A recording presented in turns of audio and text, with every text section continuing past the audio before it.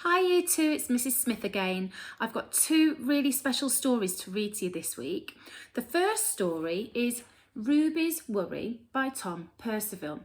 And before I start reading this story, he's written a note in the front of this book, so I'm going to read it to you before I read the story.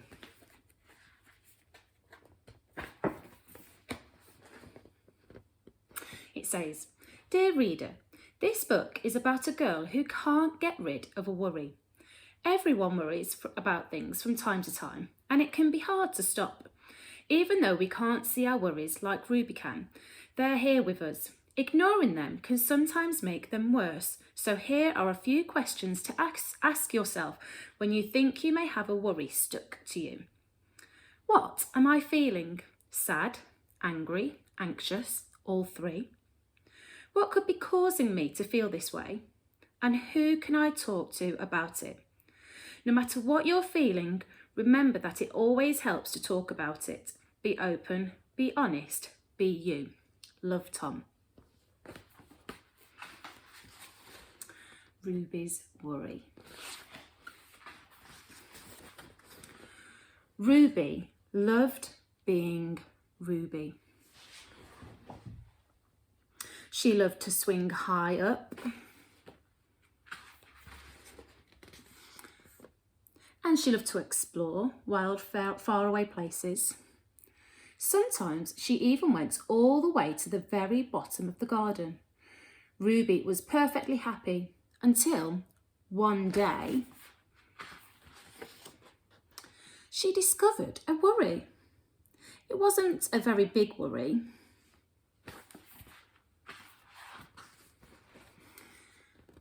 In fact, it was so small that at first Ruby hardly noticed it. But then the worry started to grow.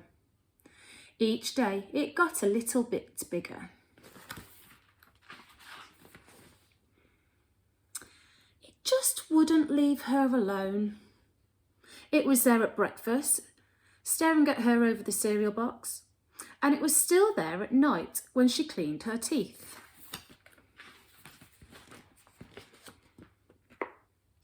The funny thing was that no one else could see Ruby's worry, not even her teacher. So Ruby pretended that she couldn't see it either. She tried to carry on as if everything was normal, but it just wasn't. The worry was always there, stopping her from doing things that she loved.